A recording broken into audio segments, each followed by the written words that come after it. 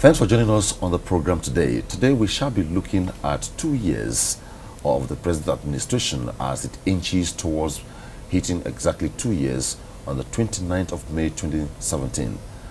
Have they done well, or has the administration done well? If they have not done well, which areas should they reshape or rejig? Our guests to tell us and on the way forward and after now, as they walk towards the third year of governance in Nigeria, where are we heading to? On the interview segment of the program, the Nigerian Export Processing Zones Authority will be our guest. Where are we with free zone policy in Nigeria? How many public free zones do we have? How many government free zones do we have? Are they heading somewhere in line with the ease of doing business in Nigeria? And on the media review segment, Eunice Tokura is always there. Eunice. Thanks, Omini, and thank you very much indeed for joining us. Now, President Muhammadu Buhari's 2 years in office, the journey so far, the way forward, as covered by the media, is what we will be analyzing on the media review segment today. I'm Eunice Tokura, and my guest is the Deputy National President of RATTAWU. RATTAWU is Radio, Television and Theatre Workers Union of Nigeria. He'll be speaking to us about this. Stay with us. Don't stray steps away, as this episode of the program promises to be really insightful. Up next on the program is the discussion segment.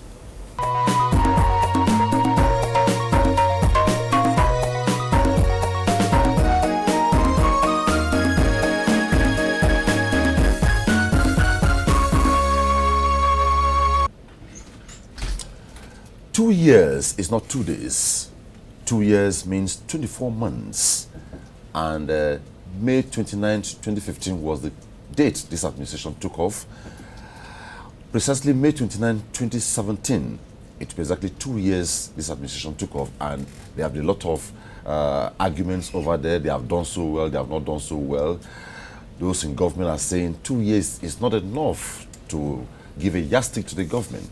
That will be the focus on this segment of the program, 2 years of the Buhari administration in Nigeria. My guest, Niyi Akinsiju, is a policy analyst. Thanks for joining me on Insight. Always a pleasure. And also I have OSA Director. OSA Director as in his name, is a lawyer, media practitioner, and activist. Thanks for joining me on Insight. Thank you very much. Nice being here. Beautiful. It's time for stock taking, and in the last 1 week or thereabout, the top notchers of government have been telling Nigerians what they have done, the areas they have not achieved, the call for understanding, amidst the executive orders given by the acting president. So 2 years. Let's look at it. I know you cannot rule out the fact that in a democracy, a virile opposition must be there to always checkmate what the government in power is doing within the ambit of checks and balances, rule of law, and what have you. So 2 years of this administration, where are we? Oh, well, I think so far so good, considering where we are coming from. I want to declare that I had always been bullish about this government and its conduct, its character. In short, one can say that when this government was sworn in, it went directly into what you call a perfect storm. You know, a perfect storm where everything went wrong. Price of crude oil that has been the mainstay of the economy went down. The quantity of production of crude oil went down. There were so many distractions of all sorts. And I commend government because it kept a straight head. When you have such perfect storm, it's not easy to get out of it, because once your mainstay starts dwindling, it impacts other sectors and segments of the economy. And of course, non-revenue will dip, because the money or the cash you made from your mainstay is what should drive your other sectors. And that was what we experienced 2016, especially starting Q1 2016 through to Q4, that is the fourth quarter of 2016. But now we see movement, and what would give us that certification is the latest result of the gross domestic product as issued by the NBS, the Bureau of Statistics. We have moved from a 1.73% position negative GDP to 0.53 negative GDP. Now, when you do a refraction of those two figures, it tells you that this will be the first figure that will tell us there's a rapid movement out of the negative zone. You know, because if you are moving by more than 1.2% out of that zone, it tells you that most policy deployed in the year is now showing impacts. Okay, you know, let me hold you there. Naturally, it is said that you don't mirror yourself; people mirror you, and most times, just like the football field, the man playing is on the edge, but the guy watching him pick all kinds of holes. A group under the aegis SBM Intelligence said they identified 171 campaign promises made by this regime, and they categorized them into 24 sub-areas. To them, the administration has not done well, and they said they are only close to achieving in about 4 areas: national security, foreign relations, actions taken towards fulfilling 24 other promises in the other areas, but that they are inching closer towards anti-corruption, oil and gas, and what have you. What's your take on this? Well, I would say straight away, I am not in the habit of being statistically efficient in looking at promises of political parties, in the sense that that is the mainstay of politicians. They must make promises. So I didn't take note of the number of promises APC made while they were campaigning, even though I was conscious of some of the essential areas they said they were going to tackle once they take over government. I would say that yes, naturally, in an environment like this where you have over 150 or 180 million Nigerians, based on the statistics being bandied around as regards our population, it is not going to be easy for everyone to toe the same line and say, oh, this government is performing, or for everybody to say this government has not performed.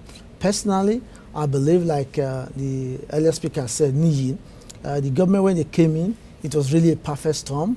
They had a lot of immense challenges, and it would take a degree of focus, determination, and policy initiative to be able to get out of those kind of crises that the government ran into or met on ground when they assumed office. But because of the fact that the man who epitomized or represented the change agenda, Muhammadu Buhari, the idol of the change matter. Yes, you know, has this kind of overbearing and overwhelming image of a messiah, and which wasn't going to, which was not something that we should have encouraged. You know, they had the impression that if Buhari takes over, the next minute everything will change for the better, forgetting that the country has been in a state of decay for several years, and it will take more than just even one tenure or 4 years to make those amends. So the expectation was very, very high, unnecessarily high. And to that extent, I will not necessarily berate those who are disappointed that the government has not performed, because the expectation was raised to very high decibel. Okay. Yeah, to the extent that, you know, they expected the man to be a magician, okay, of which he's not. Okay. So for me, the fact that we now have a government that says we have been able to identify our major problem, which is corruption and indiscipline, and we are ready to tackle it. For me, that is something that is very satisfactory and commendable. Okay. This is the first government in Nigeria since the birth of democracy. I'll call it civilian rule, because we are not yet there in terms of all the democratic ingredients that will constitute, say, you are a democratic society. This is the first civilian regime that is saying, I want to tackle corruption headlong. And that is because the person at the head of it also want to live, has an exemplary character that he can say, yes, estray me, okay, if you like, okay, and hold me by these indices. And he has been able to do that, okay, to a large extent. As large as the sectors are, we may not be able to exhaust everything, but we'll try to capture a few within. Let's look at it from this perspective. One way governments are accessed most times is from, let's take off from the area of checks and balances, separation of powers. How well have we observed, has this administration observed, respect for the rule of law? Let's look at it from this perspective before we go to other sector. Yeah, in fairness, I think that was the biggest challenge this government has faced. Respect for rule of law. in the sense that the government came out headlong to tackle corruption. And if you are going to be fair to those in government, like I always say, people in government are not necessarily more patriotic than those outside of it. So they should not see those criticizing them as being unnecessarily lacking understanding of the situation. And also, when you are sitting on the driver's seat, it's different from when you are a conductor. That is the truth. But the government has had challenges in respecting the rule of law and respecting court orders. I mean, there are various cases to that. But I appreciate why they are doing that. Because if I put myself in their shoes, it's possible I'll be harsher. Because when these looters were in government and committing all this crime, they never knew about human rights. They never knew about what they were sent to their early grave by looting the resources of the nation, to the extent that we cannot provide drugs and facilities for the hospitals, to the extent that we cannot provide good roads and people are not having accident and dying unnecessarily on the road, you know.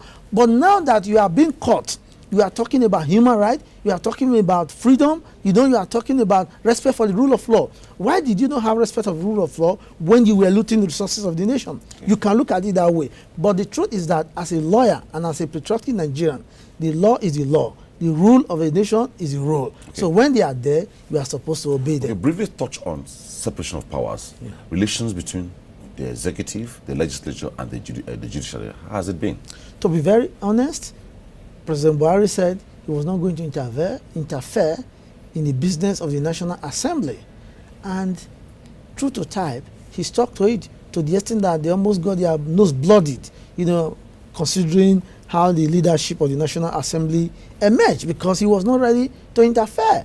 And we have seen previous presidents before him who were literally anointing. No, it's a plus. It's a plus for him. It's a plus for him, you know. And even if you see any challenge now or challenges between the executive and the legislature, it is not by the president himself, but by some of the hawks who are, you know, used to the old order. Okay, let's move on to the public sector.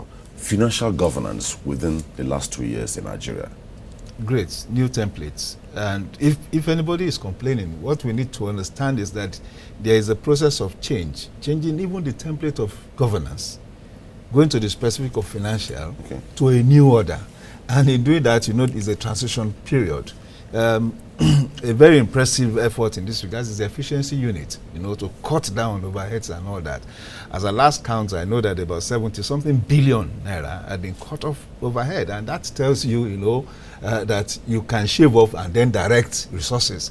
Also talking about discoveries of ghost workers. The country has also saved more than 30-40 billion naira from that too. And yes, I was reviewing the salary and the allowance profile of the federal government, which was stated at more than 2 trillion, 2-point-something trillion, you know, over the last 5 years. It has been trimmed down effectively, and we monitored 2016 to 1.8 trillion now. Now it tells us that those unnecessary wastages, you know, are being taken care of. And most impressive is the TSA. Whatever anybody would have against the TSA, the significant thing is that the TSA has become a strong buffer, you know, to keep away corruption. Everything. It's only in Nigeria that you have government agencies spending money without budgeting. You know, now government, any agency, no matter how robust and significant it is, must put down its budget 12 months, how you want to spend money, how you want to make income, and you are also given targets, you know, key performance indicators on how you have to perform. So there's even a refreshment of management, you know, in that process. So I think to a large extent, you see discipline, you see focus, you know, and you see patriotism, you know, how all these things are being managed. And I think that is one thing that goes for this government, and that is why I personally, you know, had believed in this government, because we have monitored different governments in the past. We have had courses, in fact, with my friend here, we have had courses to take on government, basically upon issues of indiscipline and corruption. You know, you've had people who just had the opportunity of getting into government without nothing and coming out hugely big, and it's as if they are something special. Okay. But you know, the essential thing is nothing breeds patriotism. than the fact that you have the same opportunity as the next person to you. And you can only attain and achieve that in a state of less corruption in the country. Most often we blame government, but if you take a reflection, it's about the people themselves. Now, with the new executive orders handed out by the acting president, and he met with the top echelon of the public civil service, and just a couple of days ago he met with the middle cadre of the public civil service, and the message is clear: see this policy as not a government policy but as a personal policy, meaning it's about you. So what should the people do? It's not all about government is not doing well, and when things go wrong it's government. Do we also have a role to play, and what should we do to complement what government is doing as a people? Yeah, sincerely speaking, you have hit the bullseye in the sense that I've always been an apostle of the fact that you have the kind of government you deserve. You breed the kind of leaders you deserve.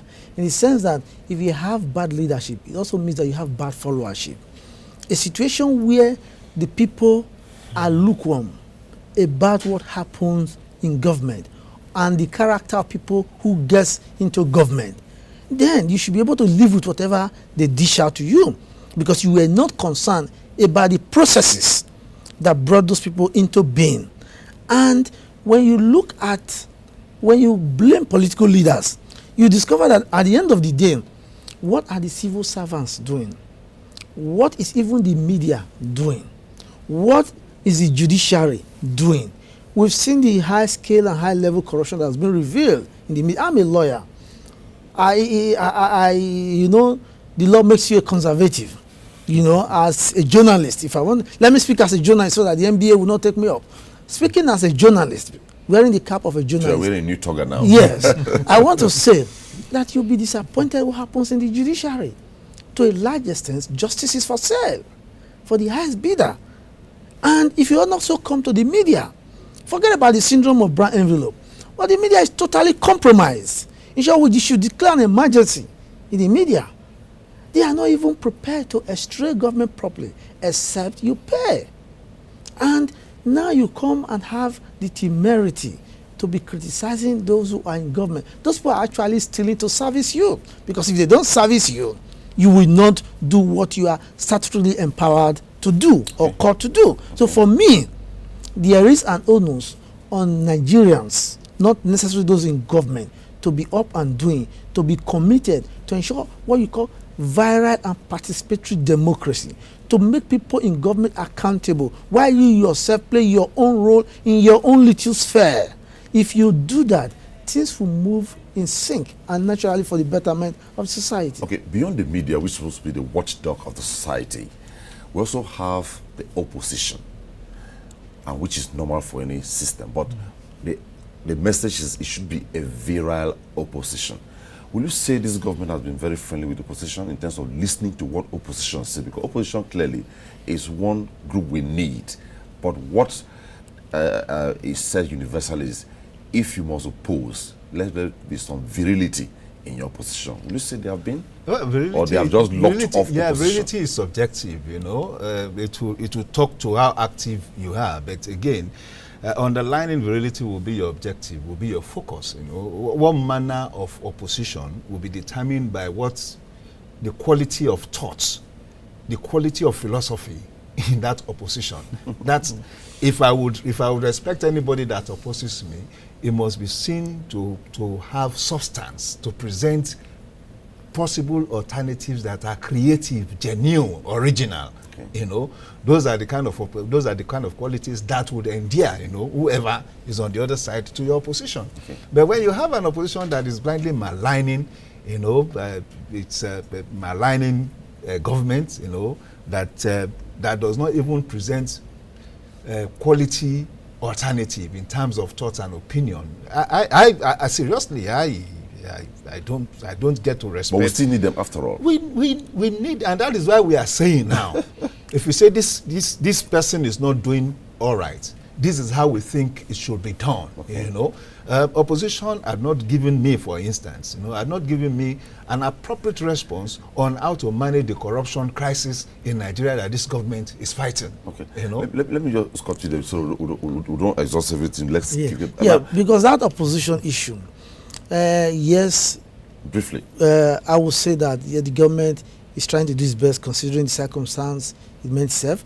But the truth is that whether opposition is, they are making statements that malign government or whatever, that is their duty.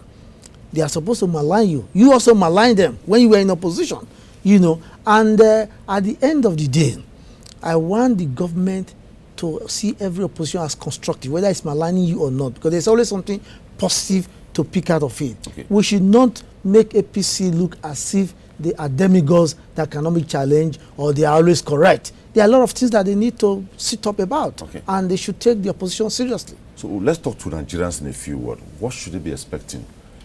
A lot expected that we should be there, like you said, but we are not yet there.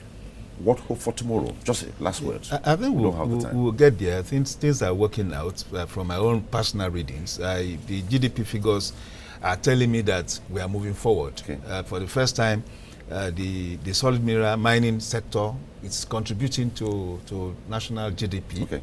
52% quarry, 42% iron ore, 18 sectors of the economy, so that is so. You know, are moving up. No, that's for me. It's good. Just just a sentence. Yeah. Well, I just want the government to continue to discourage this opulence in governance or in government, so that people know that when they go into government, they are not going there to make money. They should make it less attractive. Thank you, gentlemen. Ni Akinsiju, policy analyst. It was nice talking with you. Always. I know you want to have all the time. I have. And OSA director, lawyer, activist, media practitioner. Thanks for joining on Inside. Thank you very much. Okay. Up next on the program is the interview segment.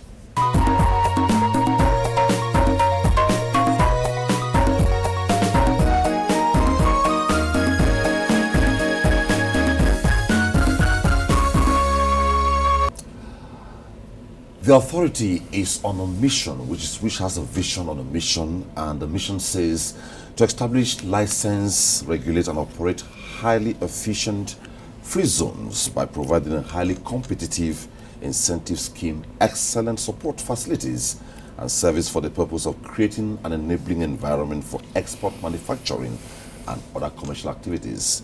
The vision says to be the most investor-friendly free zone service provider.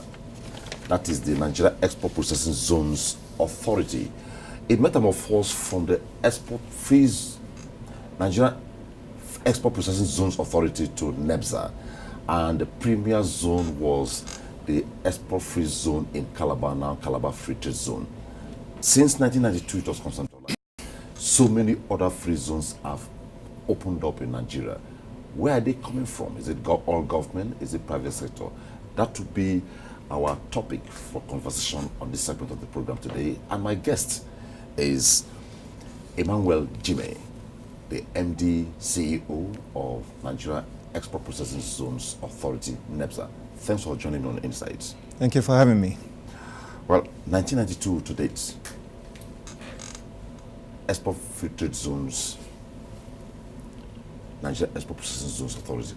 What really is the change in nomenclature? What brought about it? Okay, first let's understand clearly that when the free trade zone concept was conceptualized in the early 90s, which led to the establishment of the Nigerian Export Processing Zones Authority by decree of 1992. The idea at that time, was to limit the scope, if you like, of the functions of the authority to strictly processing of export material outside of the country. Over time, the concept has actually evolved, so much so that presently the focus has now shifted fundamentally, to the anchoring of the industrialization drive of the nation. The reason for this is not far-fetched. Until the late 90s, starting from the early 60s when we had the discovery of oil, it was clear that for a very long time the focus of this nation was on oil and petrodollar economy, which was a mono economy basically. Now, we now have turned full circle, and everybody now understands that not only is oil expendable, but because of the challenges that oftentimes we've had because of the nature of oil and the fact that as a mono economy, we are subjected, to vagaries that sometimes can really alter, the nature of our economy. The desire of administrations, leading up to this present administration has been to diversify. And in order to be able to diversify, manufacturing has been recognized as one of those areas that diversification per force, must be done. So the evolution, if you like, in simple terms, was that we've moved away from being an export processing zone authority to essentially, the agency that now has been given the mandate by government, to anchor, the industrialization drive of the nation. Okay. So in order for us to be able to meet up to the present mandate that has become our core function, I want to announce, even in this program, that today in the National Assembly, for instance, there is a bill that is presently being processed, which is meant to now bring the total cover, it was a legal structure, that will now enable NEBSA, to actually move into a body that is now called NIDZA.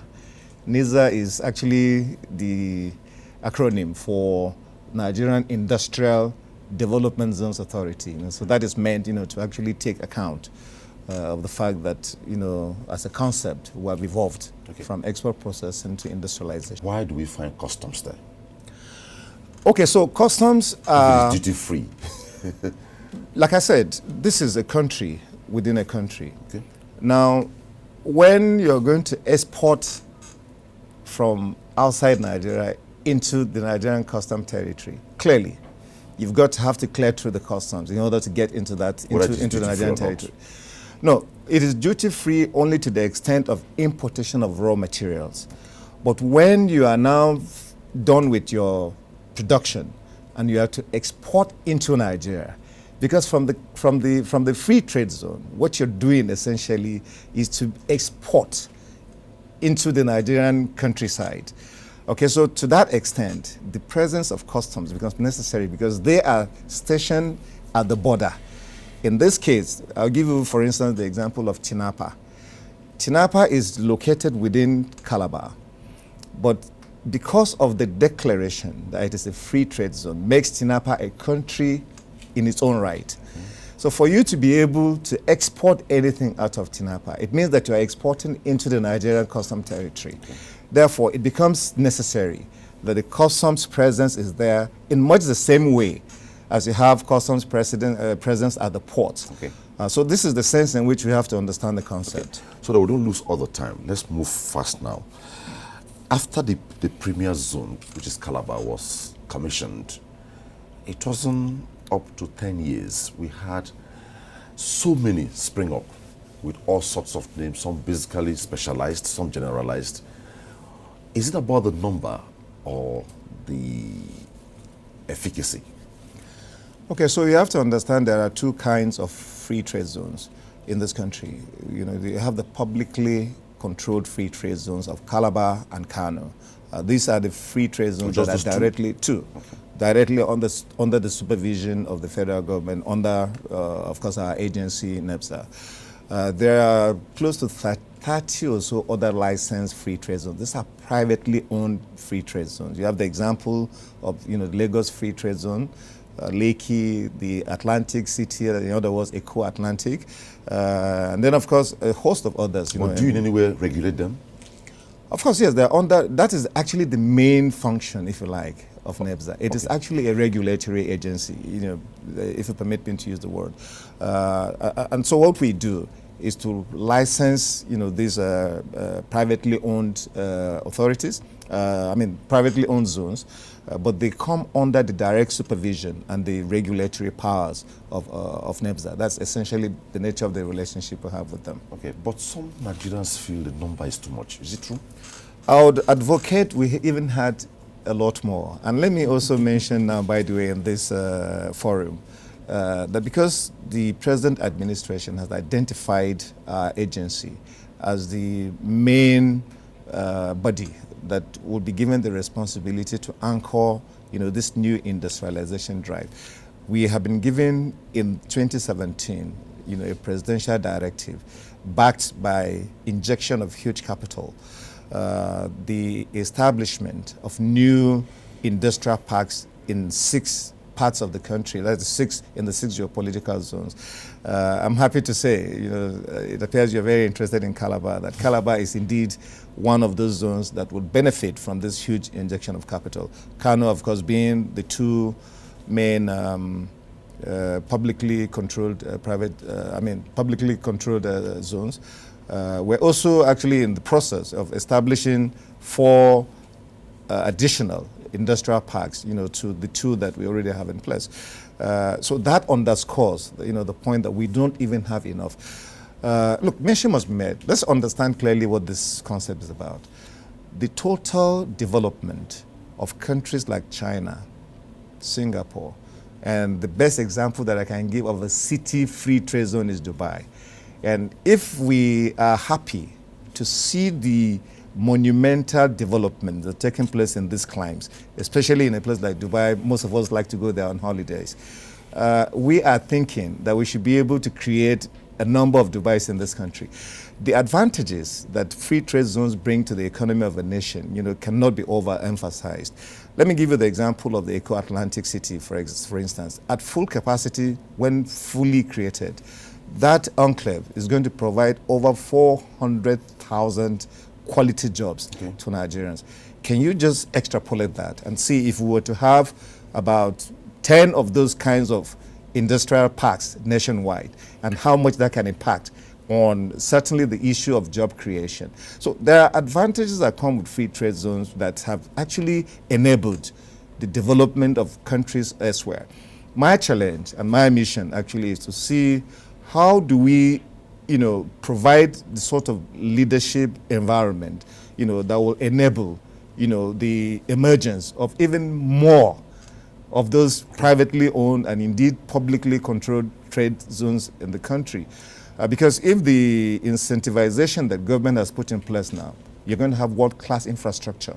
That is a key requirement. Okay. There's power, there's water, there's road networks and all kinds of facilities that need to be in place for businesses to be able to thrive. Okay. That will be the major attraction that will now incentivize foreign investors, to bring in their capital.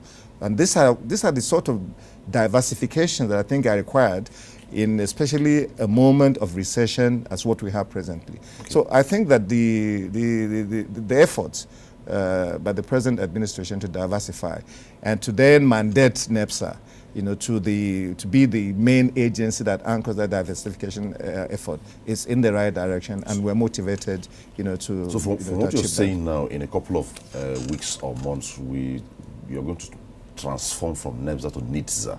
Is that the meaning? Yes. Okay. Yes. Now, as soon as the legislation process at the National Assembly is concluded, that transformation.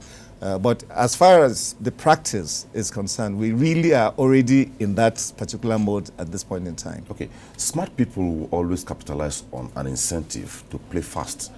Is it possible that if the regulatory framework is not firm, people will want to pass through the free zones, maybe to bring in goods that are not in the import list? Okay, so we already have certain challenges that we're working out. And first, you have to recognize there is great need for interagency cooperation and relationships.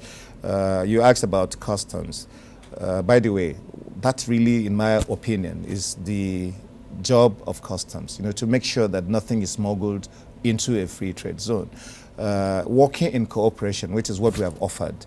And I'm happy to announce and to say that the present customs leadership appears to be working in tandem with us in that regard.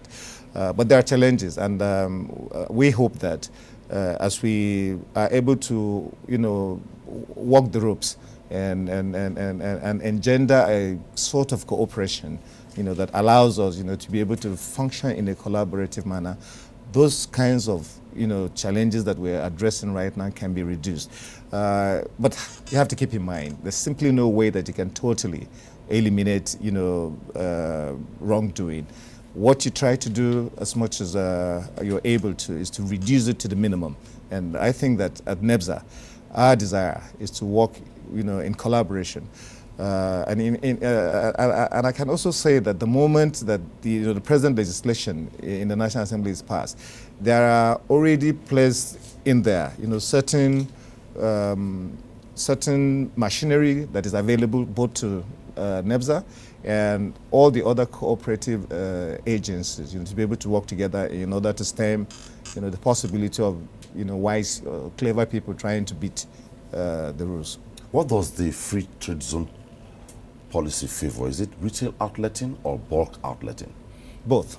Both? Yes. Or some are specialized for one or the other? Yeah, some are specialized. For instance, Tinapa is basically a retail outlet, so that really is what, but the Calabar Free Trade Zone is basically, manufacturing for export more or less. What about Kano? Same. Kano pretty much works in the same perspectives as the Calabar Free Trade Zone. We hear of Lekki, Olukola, name it. There are several other ones. Maybe let's not be too much about government. Yes. The private ones. Yeah, well, but the private zones, as I mentioned earlier. First, let me also offer these words of commendation. Maybe this is perhaps not the right forum to do that, especially because I also have my my free trade zones, to worry about. The truth of the matter is that what is happening in the privately controlled free trade zones is really, truly a demonstration of how a free trade zone can effectively be managed. I've given you the example of Eko Atlantic City. I've had the privilege in the last 2 weeks of visiting with all the free trade zones, both those that are controlled by us directly and the privately owned free trade zones. Is the business really and I'm able to say, that, with all due modesty, that what has been done in the privately controlled free trade zones is an eye-opener indeed as to how private sector participation needs to really be encouraged in this area of operations. Okay. Do we still have the problem of regulatory framework conflict between customs and NEBSA? Yes, we do. It was there. Have you resolved that? Yes, we do. We still do. The whole concept of a free trade zone that truly enables an environment, in which the regulatory framework of the nation does not really impact that much heavily on the operations of a free trade zone.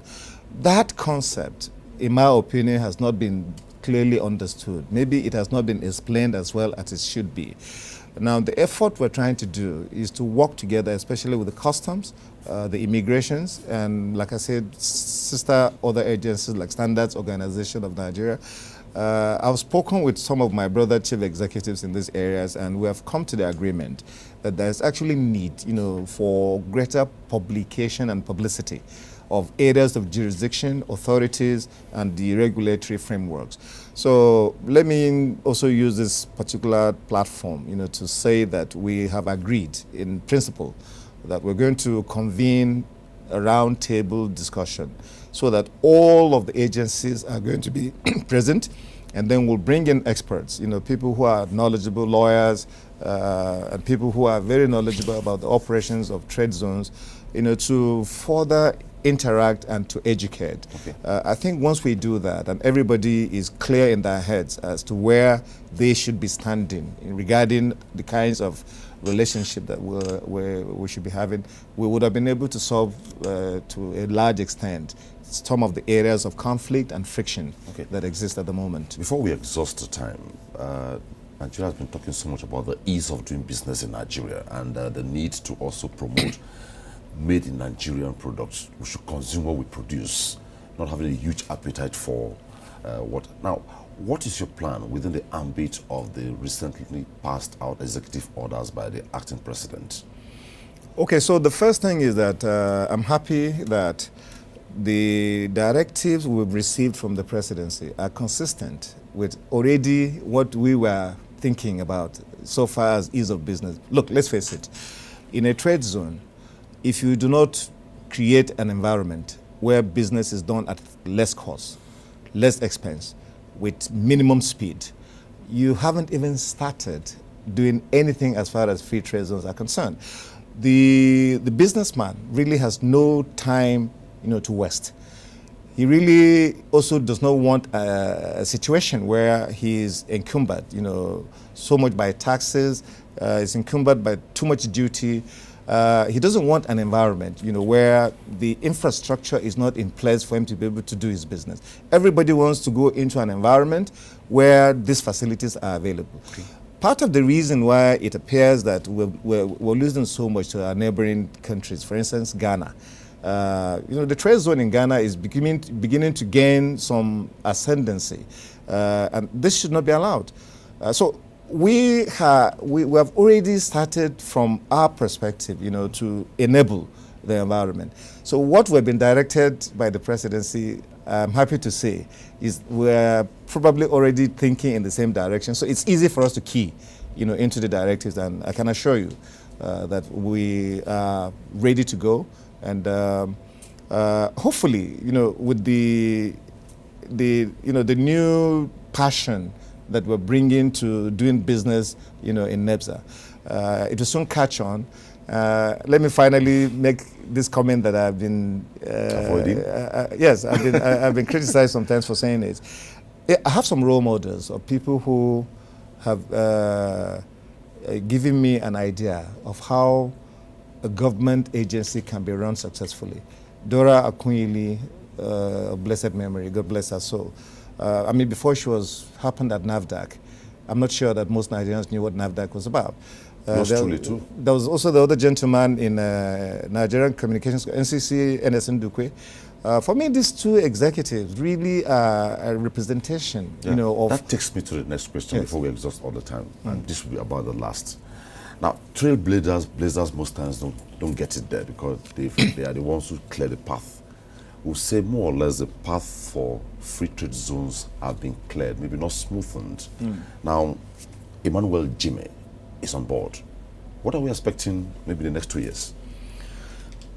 Well, first I already started describing what I believe is my mission, which is to impact on NEBSA in a way and in a manner with all due modesty that hasn't been seen in the annals of the history of the agency.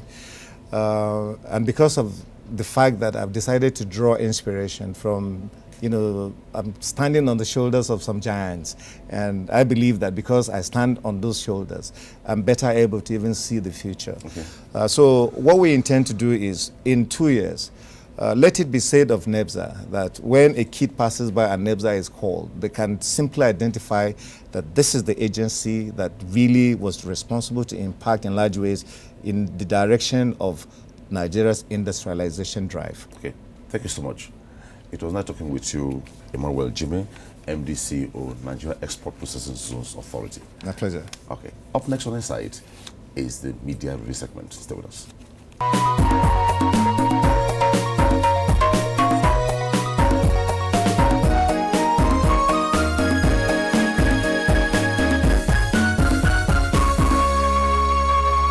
It's another time on the media review segment of Insight. I'm Eunice Tokura, and our focal point today on this segment would be the media coverage of President Muhammadu Buhari's 2 years in office. And my guest is the Deputy National President of RATTAWU. RATTAWU is the Radio, Television and Theatre Workers Union of Nigeria. You're welcome. Thank you very much. He is Pacsmon Mgbebe. I hope I didn't murder that name. You got it. All right. I should celebrate. Okay, now, first of all, how would you rate President Muhammadu Buhari's 2 years in office so far? Well, I have had cause to discuss this at different fora, and for me, judging the past 2 years,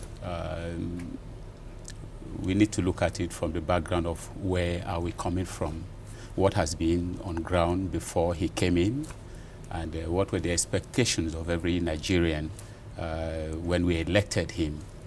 And for me, it may even be too early to say we are judging this administration, because what exactly was on ground was quite enormous.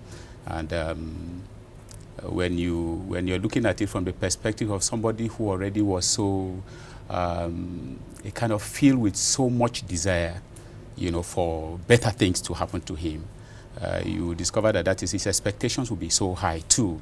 And I'm sure that is why a lot of people are maybe making the comments they're making about his 2 years as president, more like he has failed Nigerians or thereabout. But okay, are you talking generally now or through the eyes of the media? Yes, generally, I'm talking generally. I'm leaving the media aspect, for now, because for me, media-wise, we have to look at so many indices, to be able to put our perspective right, how we are judging maybe our performance vis-a-vis, what he's offering us. Okay, we're going to take this one step at a time now. Okay. With all of the areas that exist in the economy, which would you say deserves kudos and which doesn't? Well, for me, they are quite, even the very aspect of maybe having the desire to say, okay, in this country, we've looked at what has happened, and to some of us, it is predicated upon one cardinal issue, which is, call it misappropriating what is endowed or what is given to you to manage, which in other words, we call it corruption. For the fact that in the history of this country, somebody has come out frontally to say, okay, enough is enough. Whether he's doing it right, whether the fight is right or not, but for the fact that he has even offered to say, okay, there is something wrong in this country, and that thing is corruption, and let's fight it. For me, it's something we have to applaud this government for. Like I've often said, the manner in which the fight is going on can be contested in different, for different reasons. But for the fact that we have taken it as a policy that this government has said, yes, we have to fight this, I think for me is the best thing that has happened to this country. Because it's just that unfortunately, we normally have this issue of it was another person's own policy, and so if I'm coming in, I don't need to, so it's yes, it's not my own. But I want to believe that if there is any administration that will come up in this country that will tend to maybe play down on this corruption thing, instead of improving upon it, I'm sure that administration will be very, very unpopular. So for me, it's something I hold the administration very high, for them to even have taken the bull by the horn to say, okay, we are fighting this corruption. Okay, so how well, or rather how balanced has the media been in covering the various areas that exist? Sometimes they focus on one, then how balanced? Well, for the media, unfortunately, before this time, we knew the media as an agenda-setting, fourth estate of the realm, agenda-setting arm of, society and all of that. But unfortunately, with the stratification in the media today, there seems to be, some kind of challenges. For instance, the introduction of the new media is posing even a challenge for us to assess the role of the media, very, very well in this regard. Because you'll agree with me that today, some of the posers, some of the things people tend to maybe begin to see, often things from the social media and all of that, and are tending to erode the very essence of what the media stood for before now. Even though, well, one would say it has liberalized the status and all of that, so everybody has access to it. You could just do anything you want to do. But if you take, for instance, the aspect of the president's health, how the media has managed it, if you look at it critically, some of the challenges in either managing it properly or mismanaging it, as it were, has been, from the social media.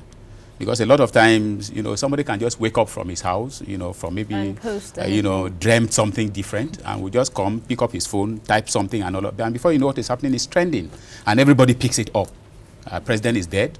President died yesterday. President this. They are lying and all it of just that. goes viral. You understand? Okay.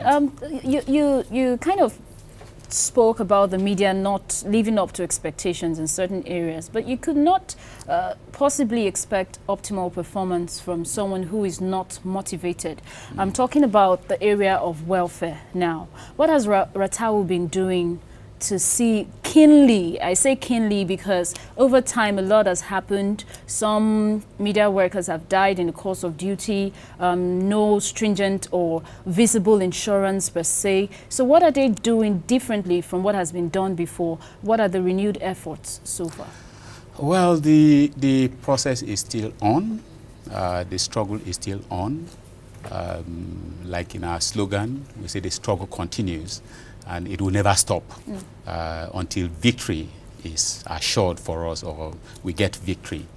Unfortunately, like we have always said, and it's obvious, media workers in this country are actually the poorest. They are the poorest set of workers we have in this country. And even the welfare packages and all of that that media workers take home are not really there. We have been in the vanguard of trying to see how we correct this situation. But you'll agree with me that because we don't have the opportunity of even dishing out most of these things to workers.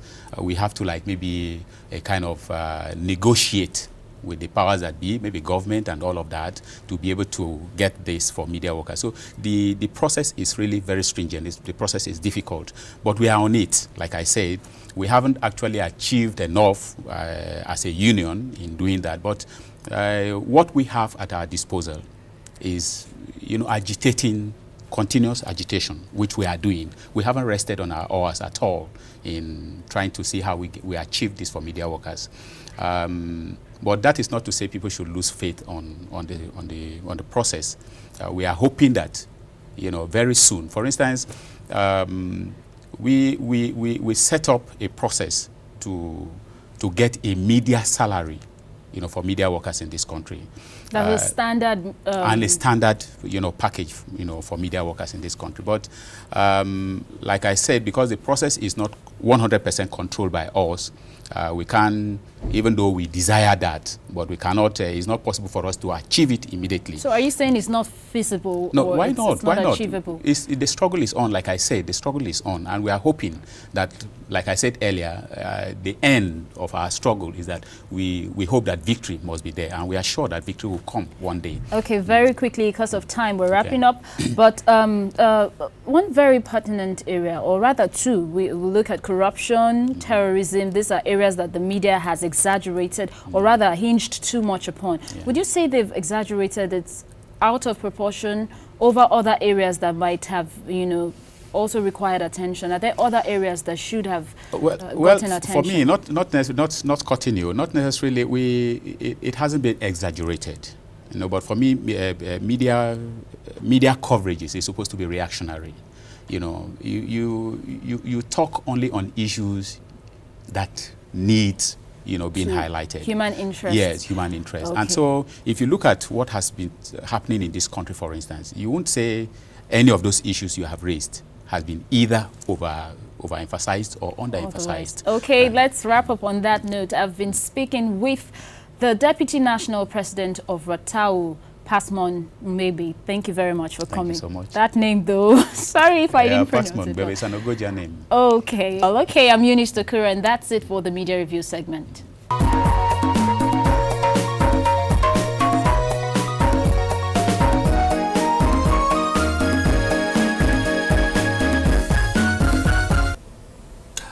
Two years of this administration. Oh, it's been quite a journey, and a lot has happened over time, and we're hopeful that some things will get better as we proceed. Okay. The journey is still on, so we just hope that things will get better. Well, that's about that on Insight today. What do you say to the viewers? Yes, that's it. We've come to the end of another episode of Insight, but you could share your thoughts online on Twitter, particularly. Just follow at Omini NTA and at Eunice Tokura. Tell us your thoughts about the issues that were discussed today. Till next week. Bye for now. always make it a date with insight. Thanks for watching. On behalf of all of us, bye-bye.